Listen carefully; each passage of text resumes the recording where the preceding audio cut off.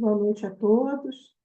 Espero que estejam todos muito bem, sejam todos muito bem acolhidos. E nós estamos mais uma vez aqui na nossa reunião do SEBEMA, de toda segunda-feira, né, representando o nosso Centro Espírita Bezerra de Menezes do Andaraí, e sempre muito felizes, né, de dar continuidade a esse trabalho que já vai durar já está durando mais de 5 anos, né, desde o início da pandemia, divulgando, né, a doutrina, divulgando toda a codificação. Então, para nós é uma satisfação muito grande e também estreitando os nossos laços, sempre aprendendo muito, né, com todos esses queridos que vêm aqui trazer seus estudos, os seus conhecimentos. Então, eu, mais uma vez, dou uma boa noite para todo mundo e vou iniciar a nossa reunião de hoje lendo a nossa página de abertura, que eu escolhi de um livro que eu gosto muito, né, da nossa querida irmã Sheila,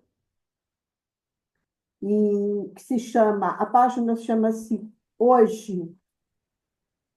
Experimenta hoje colocar em ação o amor que trazes na alma. Perto de ti ou mais além, caminham corações em busca de paz. Muitos ocultam as próprias dores, vertendo a sós as lágrimas do sofrimento. Outros se perderam em labirintos que estabeleceram si mesmos.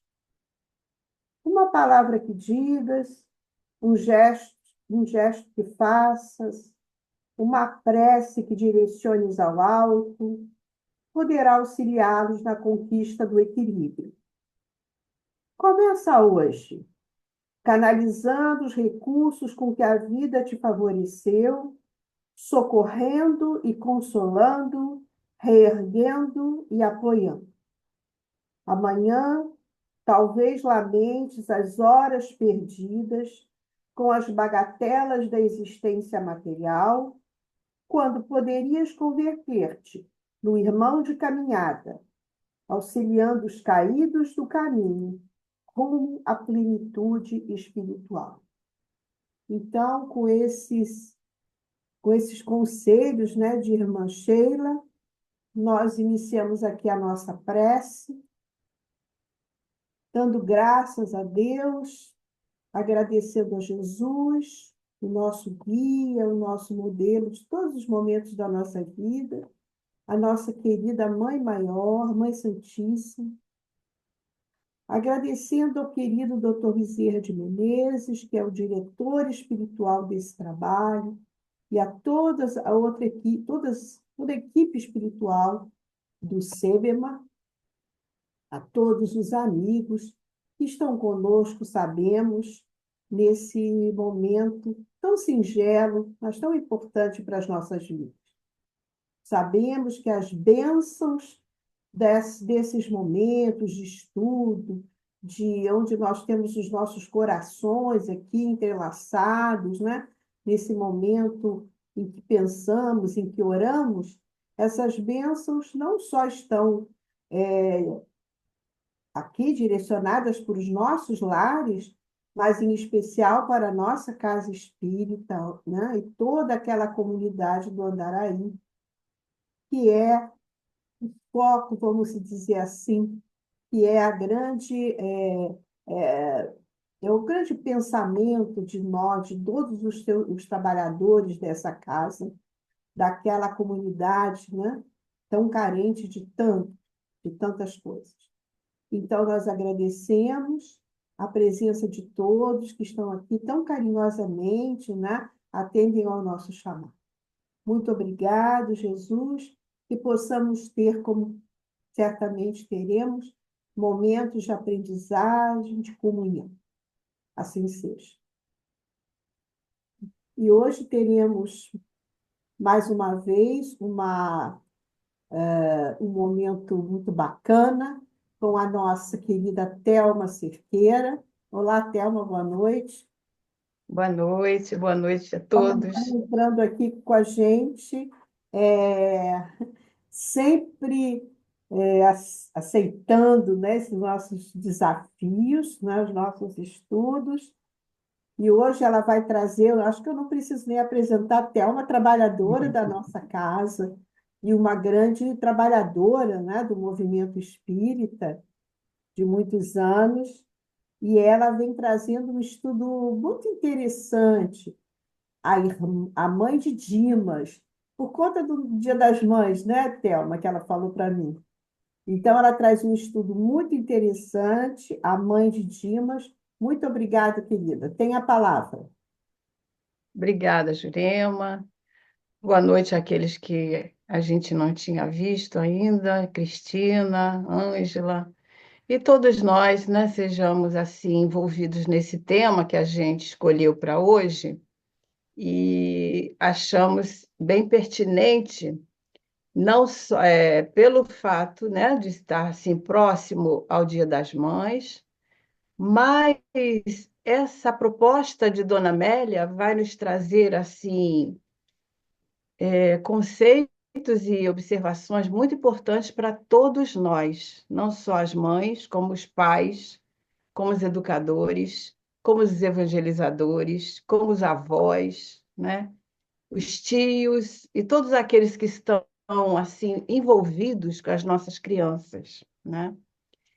E é uma proposta que veio assim ao nosso coração a princípio, homenageando, mas fomos trabalhando e nós fomos vendo que tem muito a ver com todos nós, principalmente nós espíritas, né, que estamos voltados a essa questão da educação do espírito, né? O espírito imortal. Então, é isso que nós vamos estar trazendo hoje para conversar com todos nós, né? Mas antes de nós preparamos aqui um PowerPoint, né? E a gente vai estar sim compartilhando com vocês. PowerPoint singelo, só para nós acompanharmos o nosso raciocínio e o nosso entendimento aí do que nós queremos compartilhar com todos. Então, a nossa proposta é essa: lembrarmos, né? Porque pouco é falado sobre, a não ser Dona Amélia mesmo, que traz esses ensinamentos mais aprofundados, mas a gente sabe que a história de Dimas é assim, muito pouco falado, né?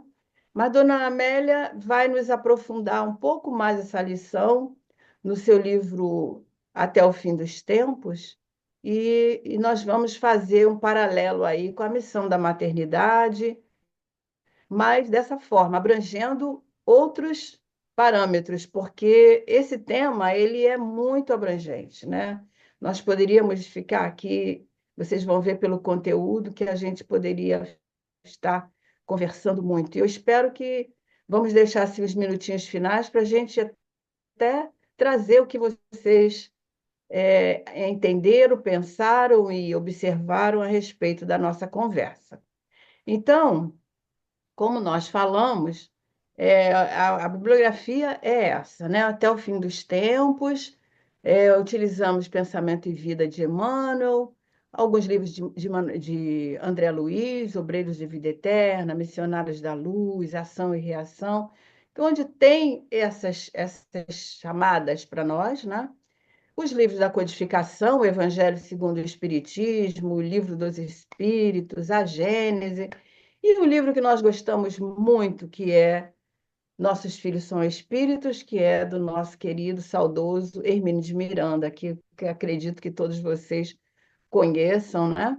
Ele vem falando justamente dessas questões que vamos estar abordando. Então, a princípio, a gente vai estar pensando, quem foi Dimas? Né? Quem foi, desculpa, quem foi Dimas, que a dona Amélia vem nos trazendo aqui algumas considerações, e nós vamos estar, então, contando para vocês o que a dona Amélia traz no capítulo do Até o Fim dos Tempos, que é o capítulo lá no finalzinho, ele não é classificado por números, né? Mas é o penúltimo capítulo do livro Até o Fim dos Tempos, né? E muito bem. Então ela diz, né, que esse episódio, ela vai falar de Dimas nesse capítulo, comentando detalhes da crucificação de Jesus. Então, ela vem nos contando, né, que ali o painel estrutural daquele momento da crucificação, aquele todo cenário, né, que mostrava ali aquele momento tão triste, falando das pessoas, do que estava acontecendo, as repercussões vibratórias aquele episódio triste que estava acontecendo.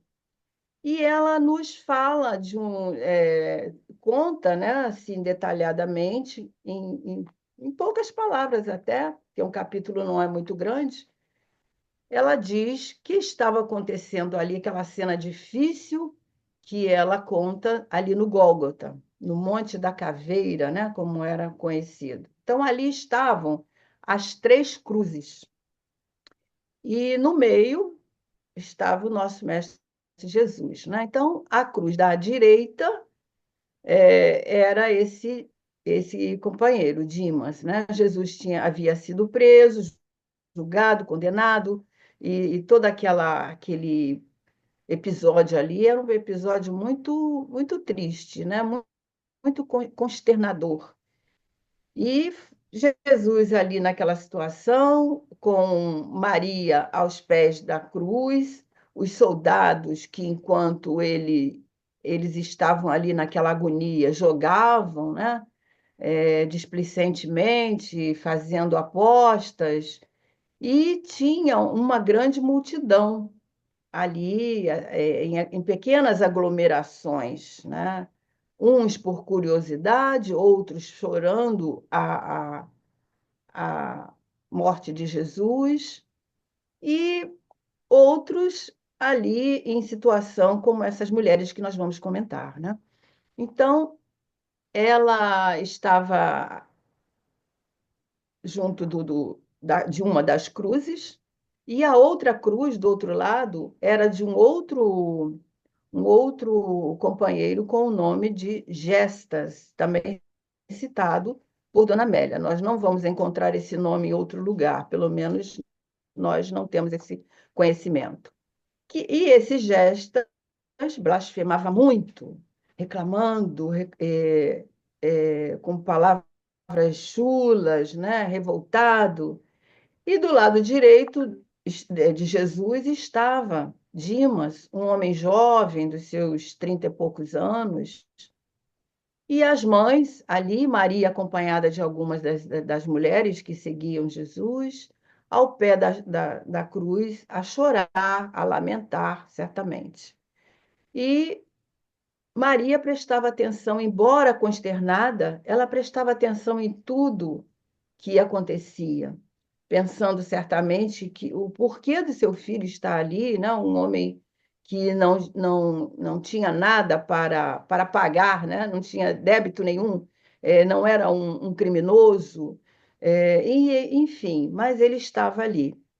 E ao lado de Maria estava a mãe de Dimas, uma mulher com um semblante muito fechado, com muita dor, que chorava copiosamente, falando algumas palavras desencontradas consigo mesmo, tentando encontrar uma resposta para tudo aquilo que estava acontecendo. Essa mulher era Tamar, a mãe de Dimas. Ela estava ali amparada por Esté, a noiva de Dimas, e num momento assim de muito sofrimento para todas elas, né? E Dimas, naquele desespero de ver sua mãe chorando, de uma forma muito dolorosa, ele também estava agonizando ali por vê-la assim. E Dona Amélia diz que ele desejava gritar naquele momento. E foi nesse momento que ele olha para a sua esquerda e olha para Jesus e rompe com aquele silêncio onde só se escutava o choro, onde só escutava as lamentações baixinho das próprias mulheres e das mães que ali estavam.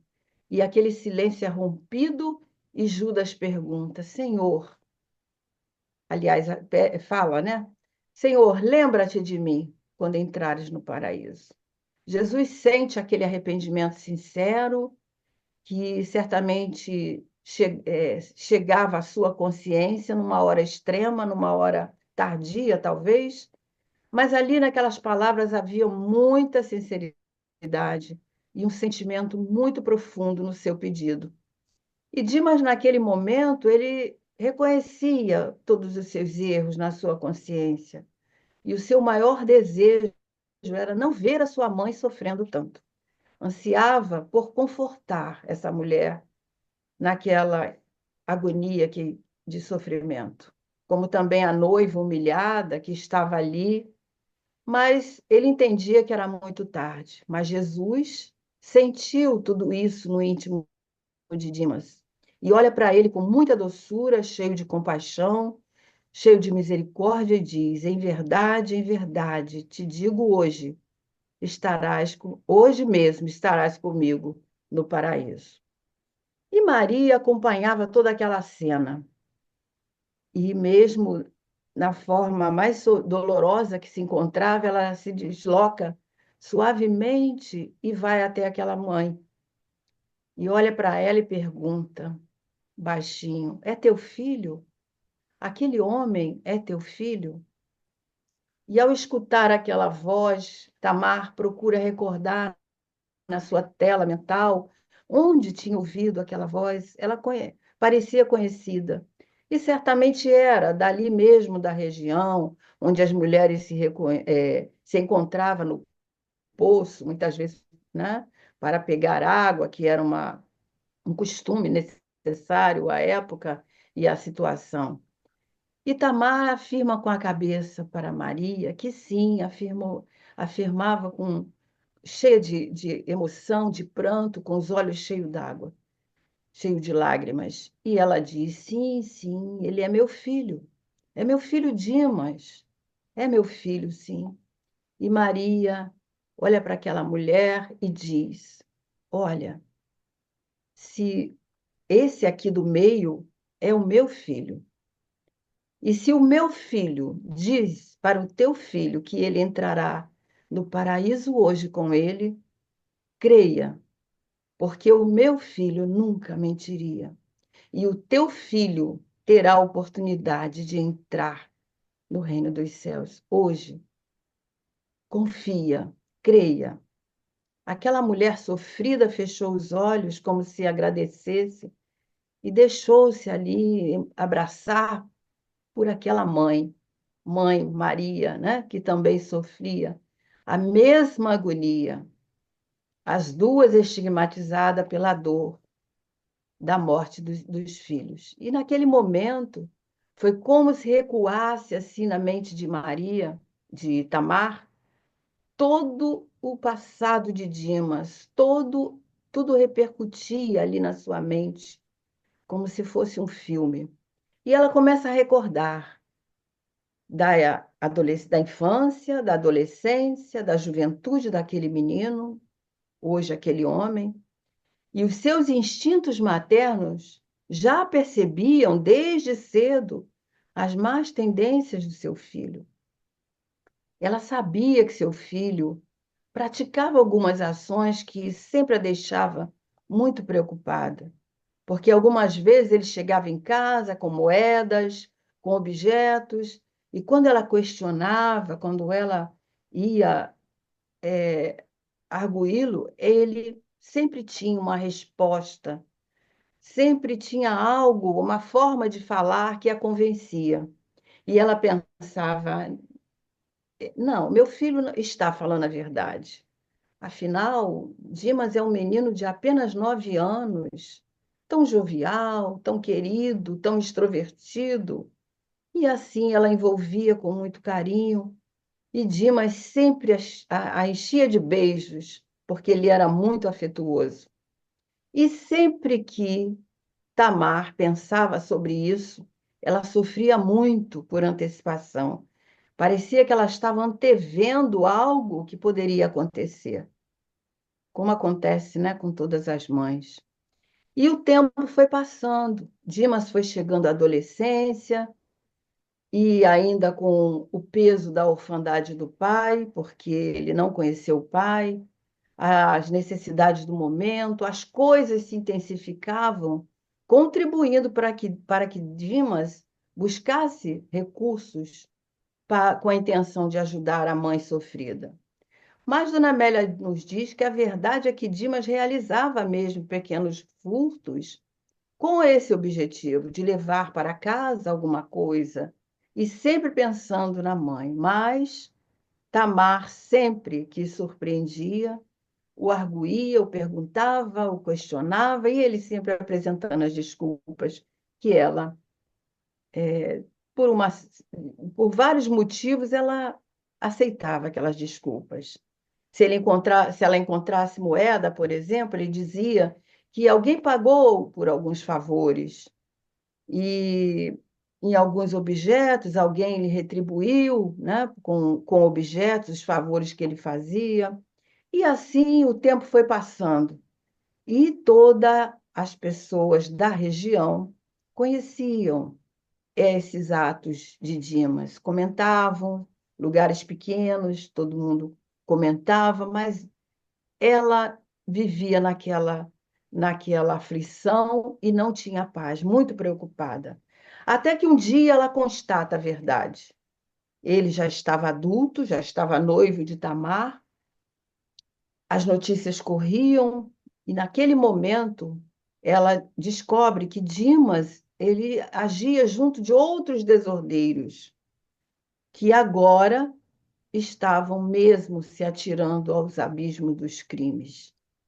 E se sentia muito envergonhada. Dimas realmente era um ladrão. E isso magoava muito, porque é muito duro para a mãe, para uma mãe, constatar, para os pais constatar as verdades, né, dolorosas dos atos de seus filhos. Ela conversa muito com Dimas e ele promete para Tamar e para sua noiva, confirmando: sim, minha mãe, mas foi a última vez. Eu não vou fazer de novo, eu prometo para as duas. Mas ele mas teve uma observação. E ela disse: ele diz, esses crimes, esses roubos, não vou cometer mais, mas eu prometo que essa viagem que eu tenho que fazer vai ser a última, será a última vez, porque eu vou trazer ajuda, uma boa colaboração para a nossa família, mas vai ser a última vez. E ele pensando no seu casamento próximo e tudo mais, as duas concordam que seria uma viagem de negócios, de trabalho, enfim. Ele sai, ele parte da cidade com esse amigo Gestas, esse amigo que está ali do lado dele. Mas, como eles já estavam sendo observados pelas autoridades militares, né, que eram muito rígidas nessa época, tudo se terminava, né, com a crucificação, era o meio de punir, e foi nessa ocasião que Dimas é preso. É surpreendido quando uma caravana passa e eles assaltam essa caravana, e nesse momento, já vigiado pelas autoridades, ele é preso, é levado à prisão e estava aguardando a crucificação. Nesse ínterim, a Tamar consegue ver esse filho na prisão e ela relata tudo isso na sua mente, de si para consigo, né? E ela agora estava ali, à frente desse filho crucificado, e nada podia fazer, a não ser vivenciar aquela dor pungente de ver o seu filho naquela situação tão penosa. E ali Tamar se perguntava à sua consciência: o que foi que aconteceu ao meu filho? Né? O que foi, onde foi que eu errei na sua educação? qual foi a falha, qual foi a falta que ela havia cometido. Dona Amélia coloca esses questionamentos e nos leva a pensar que essas três questões, essas três perguntas, são perguntas de todos nós, pais, mães, avós, familiares, quando acontece algo semelhante na nossa família. Quando alguém pratica atos que não condizem com aquele tipo de educação, com aquele tipo de ensinamentos que nós demos àquela criança, da forma que educamos, e muitas vezes, quando nós temos mais de um filho, nós perguntamos a nós mesmos, comentando, tentando achar respostas. Eu tenho determinados números de filhos, criei todos iguais. Por que deu errado? O fulaninho seguiu carreira, o outro está estudando, o outro está empregado, e esse não consegui. Que onde foi que eu errei? São perguntas. Perguntas que nós, às vezes, nos fazemos quando damos de tudo aos nossos filhos e eles se encaminham para opções, para escolhas erradas. Então, por isso, nós achamos que esse tema interessa a todos nós, não só pais, mães, mas a todos nós que amamos as nossas crianças. Nós que somos evangelizadores, nós que somos avós, nós que somos tios, enfim. Então, agora, nós vamos fazer essas reflexões em torno da missão da maternidade. Né? Quem são nossos filhos? E Hermínio de Miranda vem dizendo nesse livro, muito interessante, né? Ele, no prefácio, ele diz que os nossos filhos não trazem aquela aquela bula, né? Para ensinar como fazermos, não são como os aparelhos técnicos que trazem aquela orientação de como ligarmos, como utilizarmos, enfim. Eles não trazem uma orientação junto de nós. Como é que nós vamos agir com esse ou aquele filho? Então, Hermínio de Miranda, ele diz que os nossos filhos são espíritos, são almas que nos foi confiada, já embalados no corpo físico que nós mesmos lhe proporcionamos, porque o corpo vem do corpo, né? Do material genético do pai e da mãe, mas esse espírito já existe. E através desse processo gerador, eles não são criados novinhos ali, eles trazem um passado, eles trazem uma história, eles trazem uma bagagem, e por isso nós precisamos de ter atenção. Cada um é uma individualidade. Se nós temos, é como os nossos dedos da mão, né? Todos são dedos, mas são de dimensões, de utilidades, de especificações diferentes, mas todos são dedos, e assim são os nossos filhos. Todos são filhos, mas cada um traz uma história. Então, Hermínio diz, eles já existiam antes em algum lugar. Têm uma biografia pessoal, trazem vivências, trazem experiências, e aqui no mundo físico, aqui no lar, eles aportam para reviver e não para viver. Eles vão reviver uma história. Eles não estão começando. Eles estão começando hoje essa nova página, mas o livro já existe, né? O livro já tem algumas páginas nas reminiscências da memória. Então, eles estão aí, nascendo, renascendo, não apenas nascendo hoje, eles já existiam. Então, dentro da visão espírita, nós sabemos, né, que os nossos filhos são companheiros nossos de evolução, que são colocados hoje sob os nossos cuidados, a fim de que nós possamos ajudá-los a implementar a própria evolução, o próprio desenvolvimento na pauta da vida. E todos trazem histórias boas, histórias complexas, histórias onde nós, como pais, iremos começar a olhar essa criança desde quando um bebezinho, a coisa, aquela fofura, né, onde nos nos toca os sentimentos para conseguirmos ajudar esses espíritos, que na verdade são filhos de Deus, mas estão conosco emprestados como filhos biológicos, mas que fazem parte muitas vezes também das nossas histórias. Então, lá no Evangelho, no capítulo 8, no item 3, Kardec vai dizer que o espírito da criança pode ser muito antigo, mas renascendo hoje para a vida corporal, trazendo as imperfeições de que se tenha despojado em sua precedente existência, né? Nas suas precedentes, que não se tenha despojado. Então, nós trazemos, todos nós já fomos crianças, nós trazemos essas reminiscências do passado. Situações que ainda não foram trabalhadas, imperfeições que ainda não conseguimos nos despojar. E assim são as nossas crianças.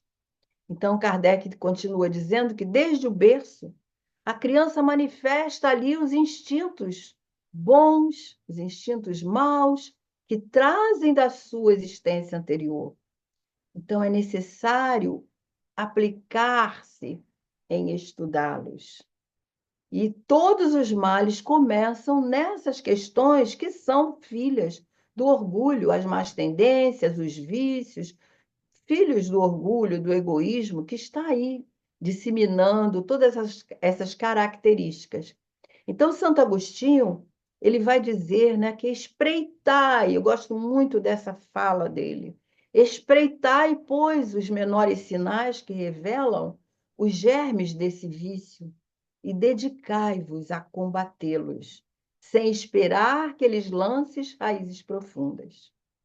Então, é lá no capítulo 14, essa fala de Santo Agostinho, no item 9, que ele vem dizer para nós isso, que nós precisamos espreitar, e que foi o que Tamar percebeu, mas ela não teve forças para, de repente, vencer aqueles gestos carinhosos do seu filho, que muitas vezes hoje nós chamamos, né, aquela criança que sabe manipular os nossos sentimentos, né? E nós acabamos por ceder, na maioria das vezes, tudo aquilo que eles desejam. E esquecemos que eles são, nesse momento, aquelas plantinhas tenras e nós somos o jardineiro, né? Os jardineiros. Então, ele vai falar isso agora. Fazei como bom jardineiro, que arranca os brotos daninhos à medida que nascem, à medida que o jardineiro vê que aparece ali, antes que eles se tornem árvores. Então, é uma fala muito especial de Santo Agostinho, nesse item 9 do capítulo 14. Então, lá no livro Pensamento e Vida, Emmanuel vai dizer para nós que as crianças são confiadas ao nosso zelo, que são confiadas ao nosso zelo, elas são portadoras de aparelhagem neurocerebral completamente nova em sua estrutura orgânica. Quer dizer, o aparelho, o organismo é novo. A feição de câmera fotográfica devidamente habilitada para recolher do ambiente, do local, da onde ele vive, todas as impressões. Então, Emmanuel diz que os pequeninos acham-se desse modo como a argila frágil, viva, e que o oleiro, nesse momento, ele vai poder modelar, se ele tiver sabedoria, se ele agir como esse jardineiro que Santo Agostinho nos fala. Ele vai poder estar reestruturando, organizando esse caráter desse filho que está ali para ser trabalhado, para ser reeducado, né? A educação é esse adquirindo novos hábitos, né? Trabalhando aqueles hábitos velhos. E nós nos lembramos aqui de uma lição que tem no livro Ação e Reação, onde o instrutor Druso ele vem falando dessa mãe, que nesse momento ela age como se ela utilizando, né, o amor de uma forma mal conduzida. Então, ele diz, o Druso vem falando, né, que é o amor mal interpretado. O que que acontece? Essa moça, essa senhora, agora desencarnada, encontra-se no mundo espiritual, e ela, entre lágrimas, ela aparece numa das reuniões onde Druso está instruindo, esse capítulo chama Instrutor de Druso, para novas reencarnações, e ela pergunta a Druso quando ela poderá retornar ao mundo físico juntamente com seu filho. E ela começa Druso conhece a história dela, né? E ele responde ali no grupo, né? Ela pergunta, é, não me vê, não escuta o rapaz que está desencarnado também, ela e aguarda um novo momento para reencarnar os dois juntos. Ele chama-se Paulo. E então, Druso conta para o pessoal ali que está se preparando, André Luiz e Hilário, Silas e todos eles, ele conta, ele diz: nossa irmã possui excelentes qualidades morais, mas ela não teve força para agir, né, dentro do sentimento materno com seu filho. Então, ele diz que quase sempre é mais pelo amor que nós nos enredamos em pungentes labirintos no tocante à lei divina, né? É o amor mal interpretado, o amor mal conduzido. E hoje ela lá no mundo espiritual, ela simplesmente está vivenciando um momento de grande culpa, porque ela facilitou, né? Ele diz, nossa amiga, que amoleceu as fibras da responsabilidade moral, no excesso do reconforto, voltará a reencarnar em círculo paupérrimo, recebendo aí, quando novamente mulher jovem, está, então, nesse momento agora desprotegida, ela vem justamente vivenciando uma situação contrária à sua última reencarnação, para ajudar esse filho. Então, ela diz que ela vai estar enfrentando situações precárias, né? Para desvencilhar dessas antigas fantasias de mulher fácil, mulher fútil e rica. Então, ela viverá numa carência de recursos, agora recebendo esse filho para ajudá-lo a se conduzir de maneira diferente, né? Então, esse filho, ela diz que ele foi muito prejudicado porque ela o envolveu entre mimos e concessões, acabando prejudicando o seu caráter, né? Então, é um dos exemplos que nós escolhemos para estarmos trazendo nessa história, junto dessa história de Tamar.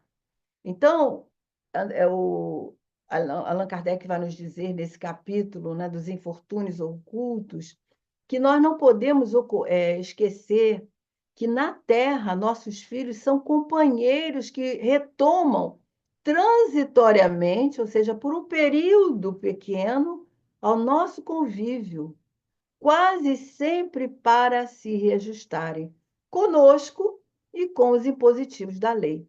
Então, ele diz: necessitados quanto nós mesmos de provas e ensinamentos no que tange ao trabalho de regeneração desejada. Então, como nós devemos tratar os nossos filhos, ele vem falando, se nós tratarmos esses filhos, né, a conta de enfeites do coração, eles serão induzidos a funestos enganos, porquanto em se tornando ineficientes para a luta redentora.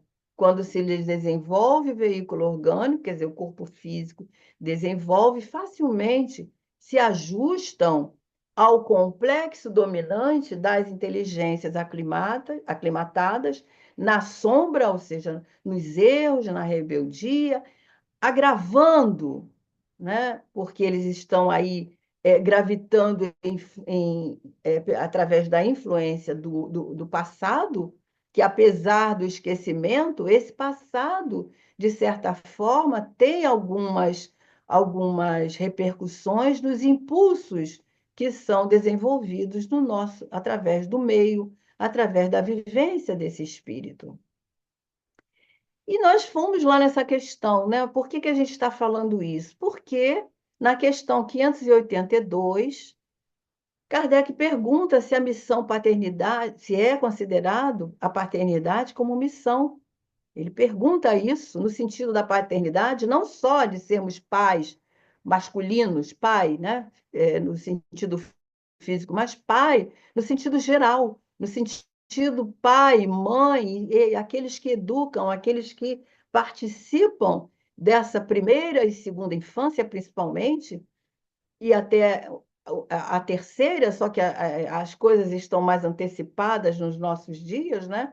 Mas é perguntado isso aos espíritos, e os espíritos dizem que, sem contestação, é uma verdadeira missão e, ao mesmo tempo, um grandíssimo, um grandioso dever que envolve, mais do que o homem pensa, a sua responsabilidade diante desse espírito em relação ao futuro.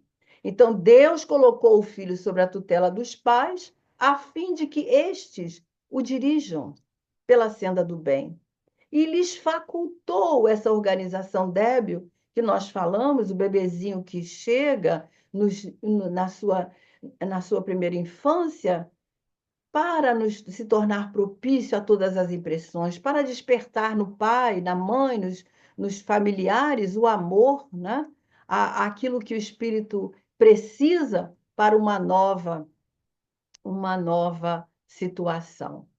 Então, na questão 385, uma questão também que nós nos perguntamos muito, onde Kardec vem perguntando aos espíritos o que acontece com o caráter do indivíduo, do filho que a gente educa, que em determinada idade, especialmente ao sabor da adolescência, esse espírito se modifica.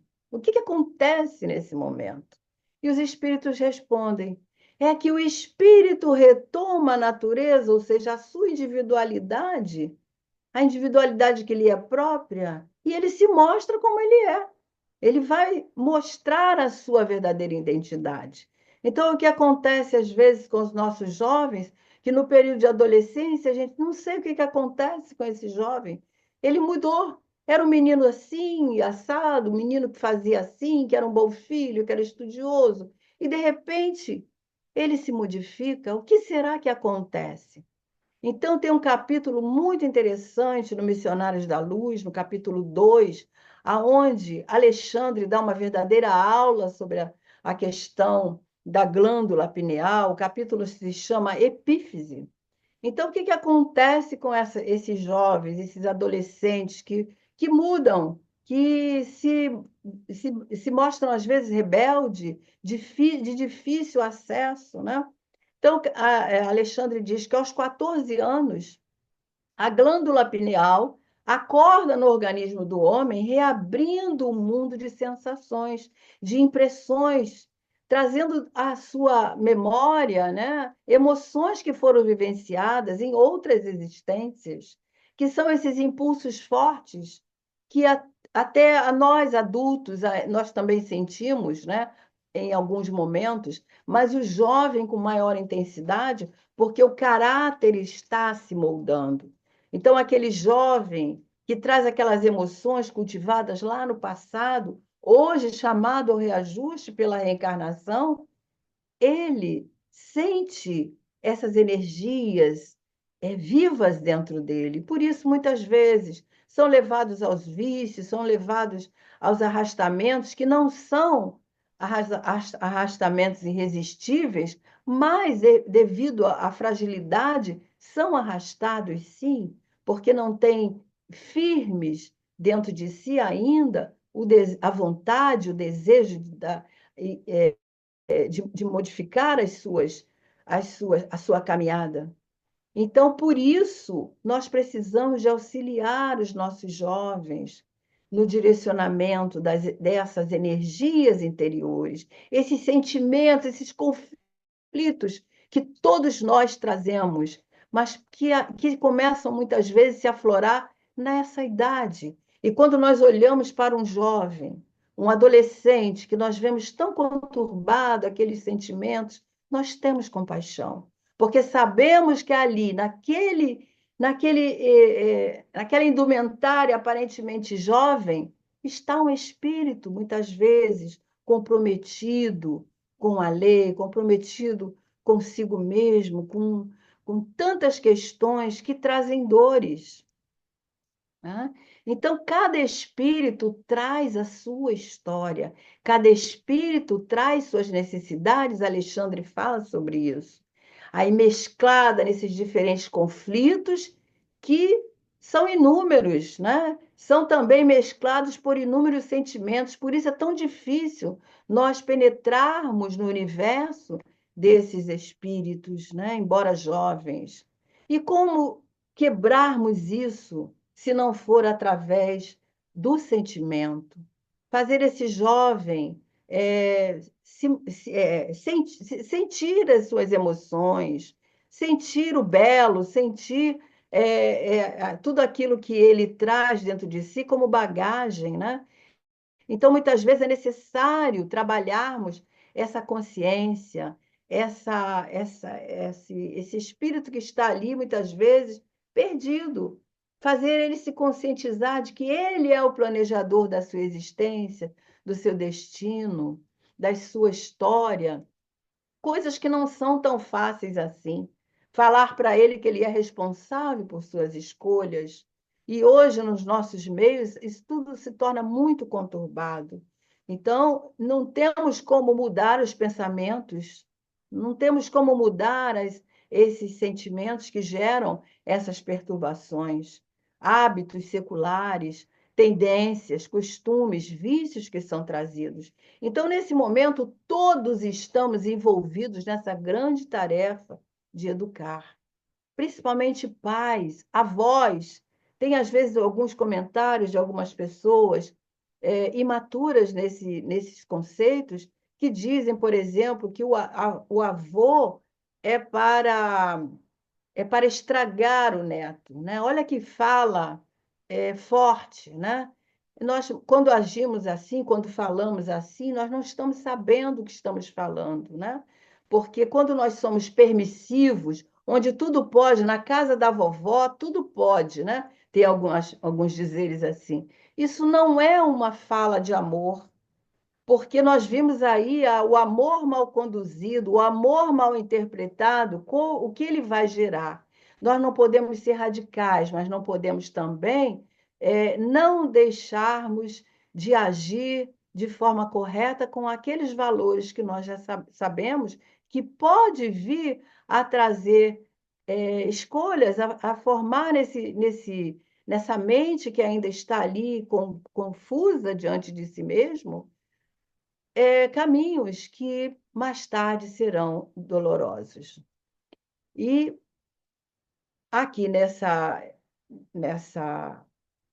aqui nós resolvemos trazer a lembrança, né, que é até tirado de um pensamento que o Haroldo Dutra coloca um dos seus comentários. Eu queria que. Ah, agora apareceu a figura, né?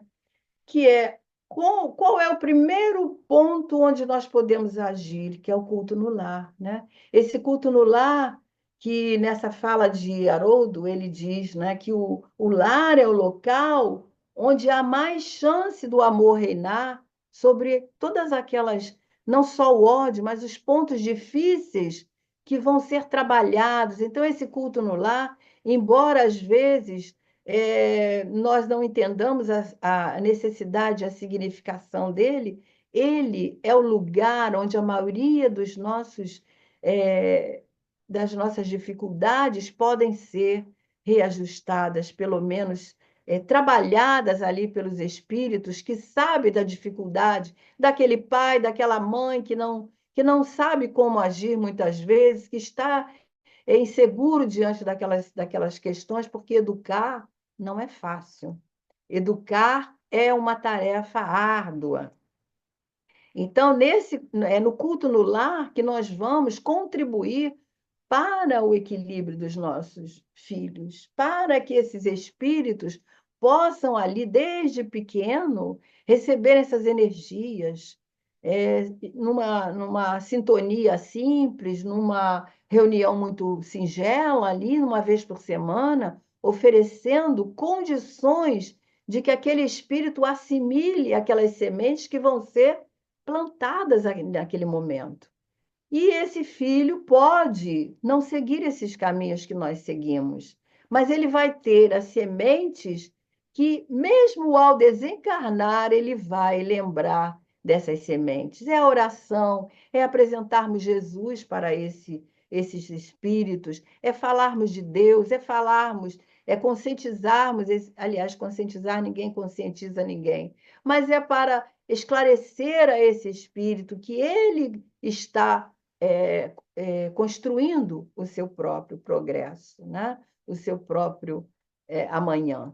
Então, nós nos lembramos aqui do culto no lar da Dona Isabel, lá no lar da Dona Isabel, nos missionários, que também é de André Luiz, no capítulo 35. É um capítulo lindo que nós vamos encontrar lá, como Dona Isabel agia ali naquele lar, onde ela também tinha um jovem ali, filho mais velho, de 5, que era rebelde, que era um menino que tinha algumas tendências equivocadas, e ela age sabiamente nesse lar onde ela coloca todas as suas crianças ali para orarem, para participar da leitura, fazer a prece. Cada um tinha uma tarefa, ela consegue organizar de forma que a sua casa tinha cercas magnéticas impedindo a manifestação daqueles espíritos que queriam assediar, que queriam é, trabalhar, né, dentro daquilo que ela trabalhava, esses espíritos que tinham as suas tendências serem influenciados. Então, é um capítulo muito bonito que eu convido depois, quem tiver acesso a esse capítulo, a esse livro, poder ler na íntegra. Então, por que nós estamos trazendo essas questões? Porque a educação espírita na família, ela é necessária. Nós sozinhos, somente, sem trazer esses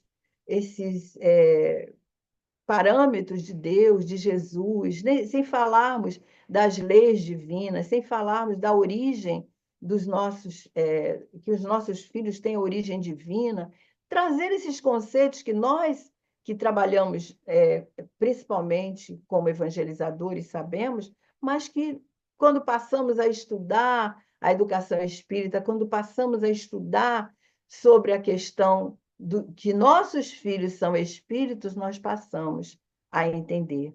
Então, é ali nessa educação que nós estamos começando a alicerçar, e certamente poderemos depois levar a casa espírita para sedimentar esses conceitos, mas é ali, naquela base que nunca, jamais esses espíritos esquecerão, é o preparo para toda essa estrutura que vai sedimentar a vida desse espírito, mesmo que ele não se torne um espírita, uma pessoa que pratique alguma doutrina, siga alguma doutrina religiosa, mas ele estará dentro do seu caráter, na sua consciência, ele estará registrando esses valores espirituais. Então, meus amigos, o que nos preocupa, né?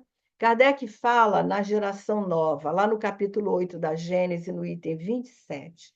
Se nós agirmos de acordo com o que a doutrina espírita, que os benfeitores nos falam, nós estaremos colaborando para que futuramente essa geração nova, ou seja, cada criança que nascer, cada espírito que chegar aos lares de cada um de nós, dos nossos, enfim, dos lares da Terra, em vez de vir um espírito atrasado, estará vindo um espírito inclinado ao bem, né? porque nós estaremos trabalhando, seremos esses co-criadores divinos.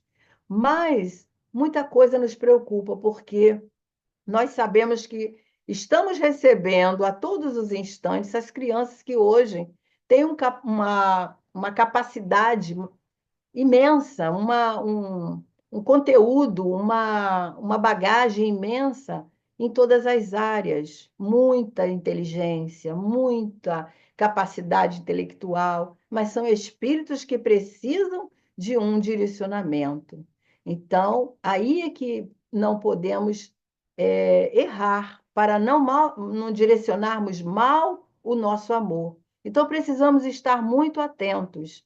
E em relação a isso, Dona Amélia vem dizendo que nós temos que dissociar a educação, né, dos mecanismos de evangelização. Por quê? Porque ela diz assim: quem instrui oferece meios para que a mente alargue a compreensão das coisas e entenda a vida. E quem educa cria valores éticos morais para uma vivência nobre e ditosa. Então, a diferença de instruir, que é trazer conhecimento, né? Quem educa e cria os valores, desenvolve esses valores. Então, nós precisamos estar atentos a essas questões. Mas quem evangeliza, ou seja, quem educa o espírito, quem trabalha o espírito, quem se esforça para penetrar no universo de cada um dessas individualidades que nos chegam, liberta essa alma para uma vida feliz, né? Então, ela nos dá esses conceitos aí muito importantes.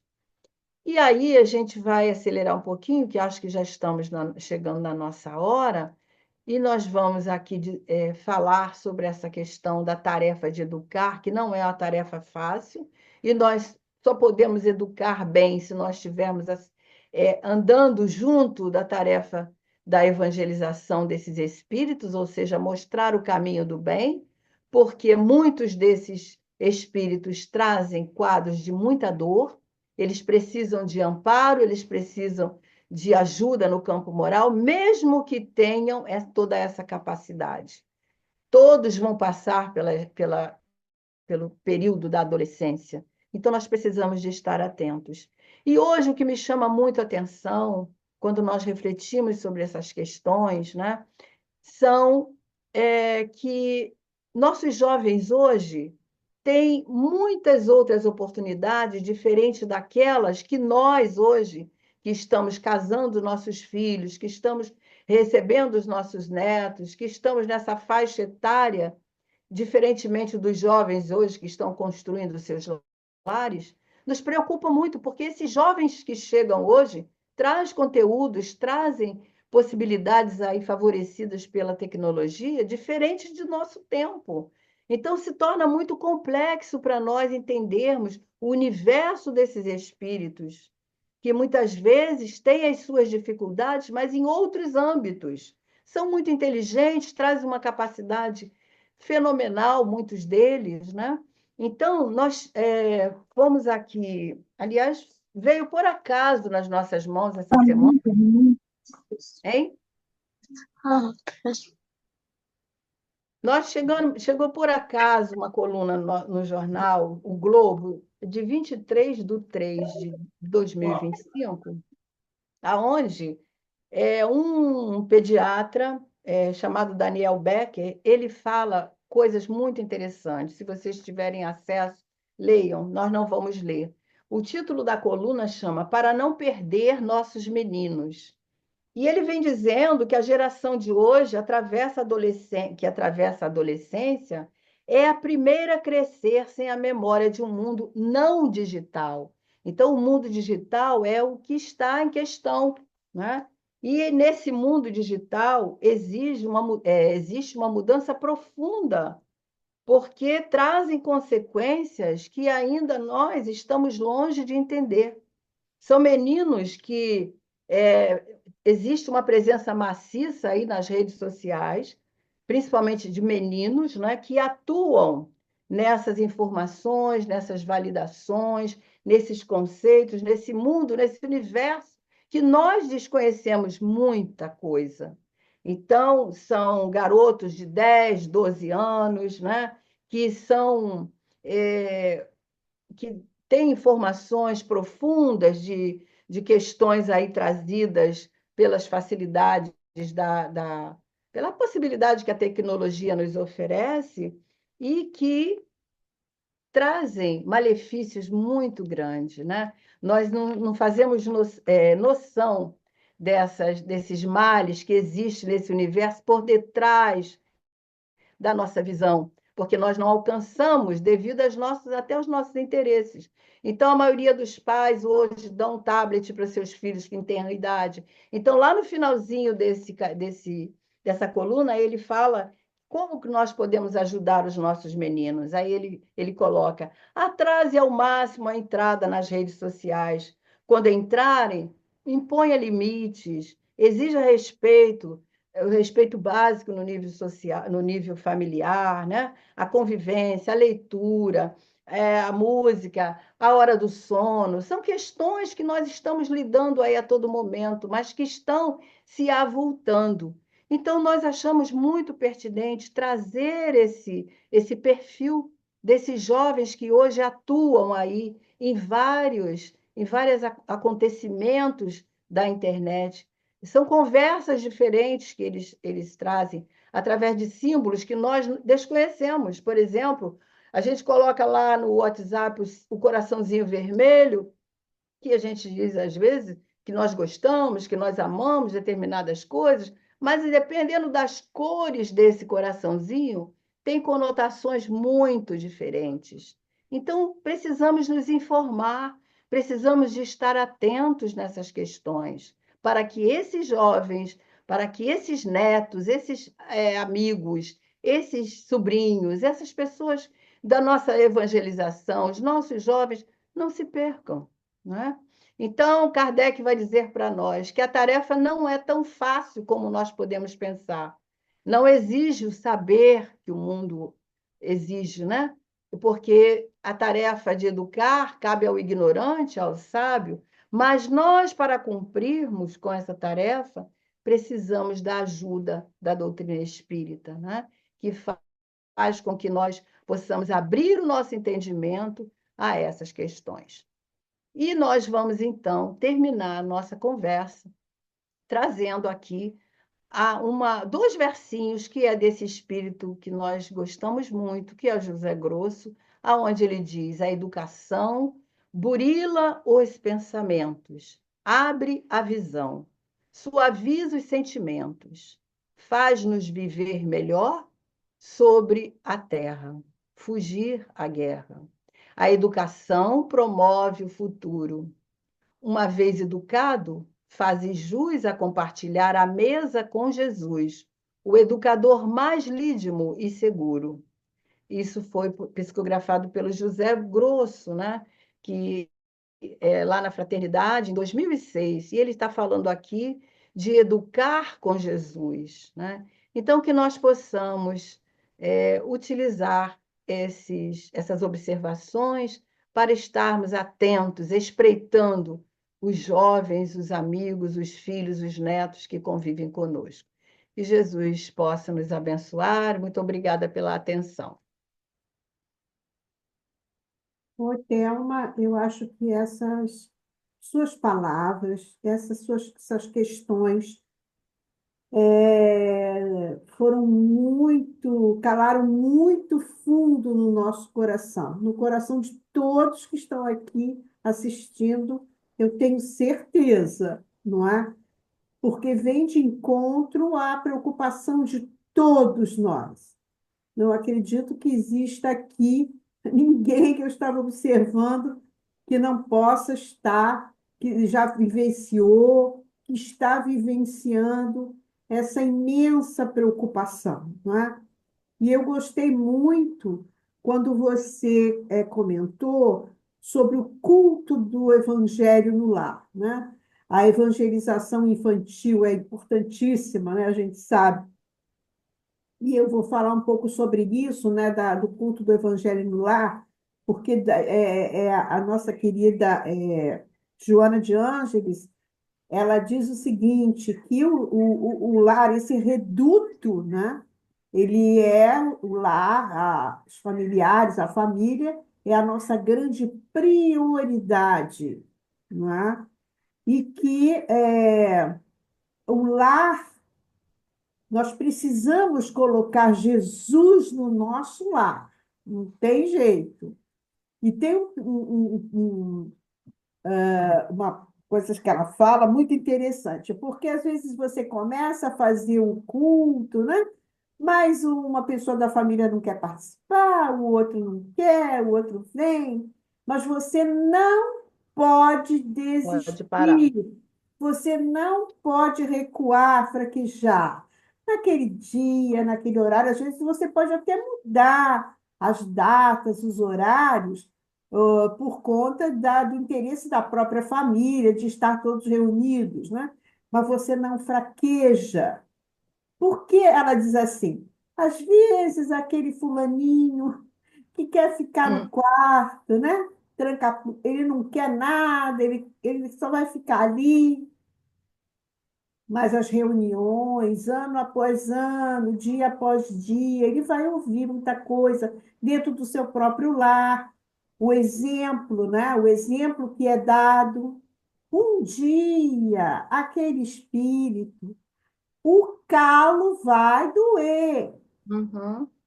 porque um dia o calo vai doer. E aí ele sabe a quem ele vai procurar, ele sabe a quem recorrer.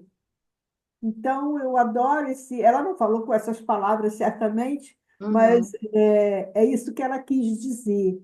Que nós, que somos responsáveis por essa educação, que é um desafio, que faz a gente se transformar a cada momento, é muito difícil, né? Você tem um jeito de ser, mas você tem que mudar o seu jeito de ser, porque Hum. você tem que lidar com aquela situação, não é? Então, a gente não pode fraquejar.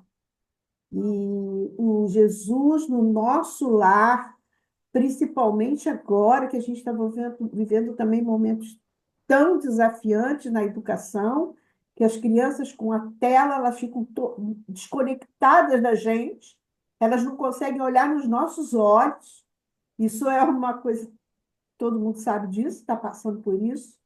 A gente precisa de Jesus no lar, de para tudo, vamos agora pensar em Jesus, né? Vamos lembrar as lições de Jesus, é fundamental. Muito obrigada, Thelma, por você ter trazido esse estudo e a gente deixa, e você deixa para a gente um material para a gente pensar e dormir pensando, porque faz parte, né, da nossa vida e das nossas preocupações.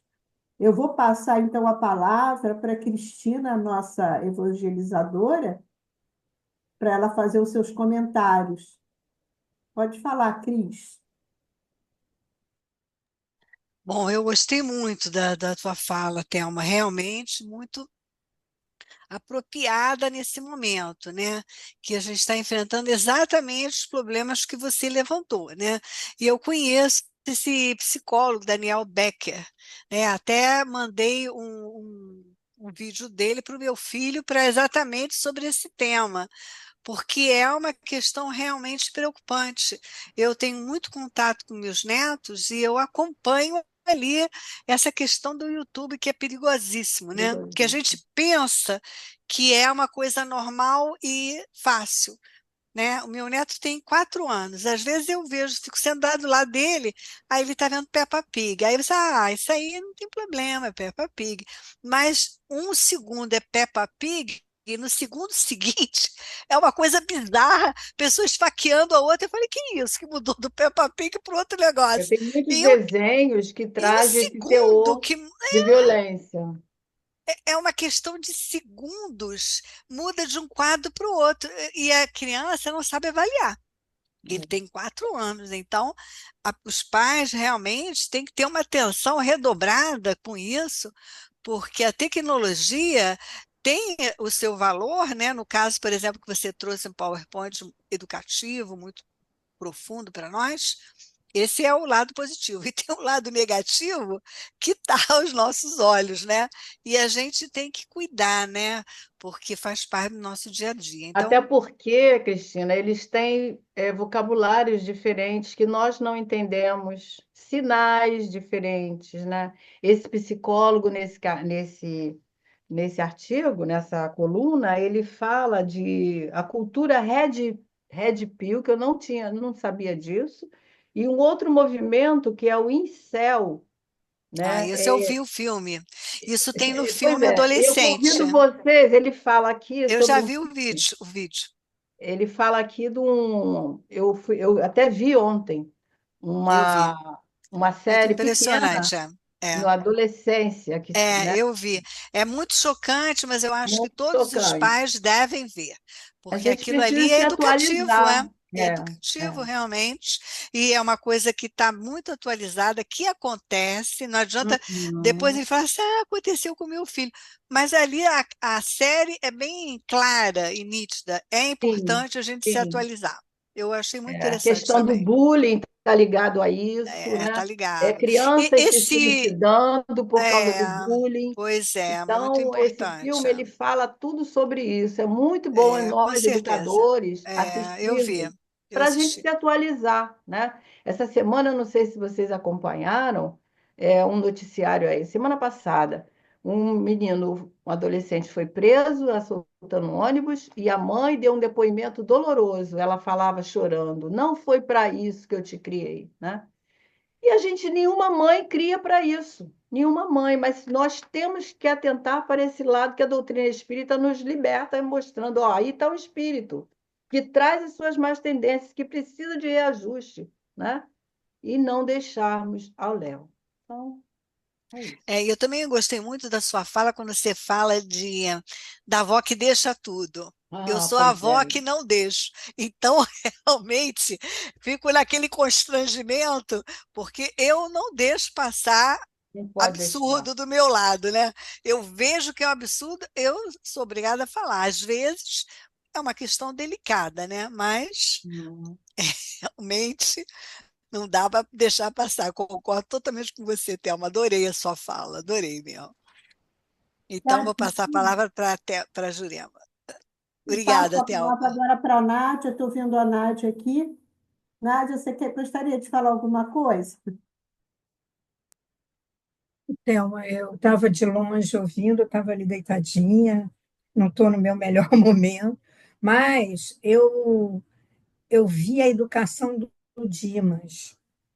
E esse também tem um outro livro que fala sobre a mãe, né? Porque lembra que a mãe, que depois o filho, a mãe passa sempre a mão na cabeça do filho, de tanto passar, o filho se torna um assaltante. Então, é como o caso do É uma Dimas. página, sei o que, Angústia Materna, Materna. de Sebastiana Pires. É da Você deve Maria conhecer, Dolores, Théo. né? Não é da Não, Maria não. Dolores? A própria o Espírito dá o nome de Sebastiana Pires. Angústia Materna está no livro Ah, Luz no Lar. É do Chico Xavier. O menino chamava-se Pedro. por isso que eu Então, falei no início, a gente for discutir isso, a gente fica aqui muito tempo, porque tem muita fonte, é muito importante, a gente tem que tocar nesse assunto, né? Tem que ser. E eu achei assim que esse artigo, quando chegou nas minhas mãos, eu falei, é isso mesmo que tem que falar, pois porque é, tudo encaixava. tudo encaixado. E a mãe, muitas vezes, a mãe tem um excesso amoroso muito para aquele espírito que precisa ser lapidado. Prejudicial, né? Ele precisa, acaba prejudicando, né? Então a mãe chega. Por isso que está acontecendo agora, essas coisas da mãe, dos filhos, dos alunos, nos respeitam mais os Uhum, professores. Olha a uhum. nossa época e olha agora como é que está, né? Então a coisa está ficando de uma Tá maneira, muito grave, né? está ficando muito sério, né? Então, daqui a pouco nós estamos com várias mães, como essa mãe que você citou, várias mães com vários Dimas por aí, Exatamente. né? é importante que a gente dê limite. Agora, o que que acontece com o limite? É exaustivo, entendeu? Você tem que falar, falar, falar e falar. É. Isso é Acompanhar. educação. Uhum. Hã? Hã? Tem que acompanhar, né? Tem que acompanhar, né? Agora, é duro? É. Porque dói para a mãe ver seu filho se errando, né? Ele não está te ouvindo, não quer te ouvir. Quando você fala mais alto, briga com ele, se tranca no quarto, e aí Uhum. você perde uma conexão, É. né? E aí, cadê aquela educação? Cadê aquela base? Cadê aquilo que aquele espírito precisa, né? Como sobreviver. Porque é sobreviver no mundo como hoje ele está.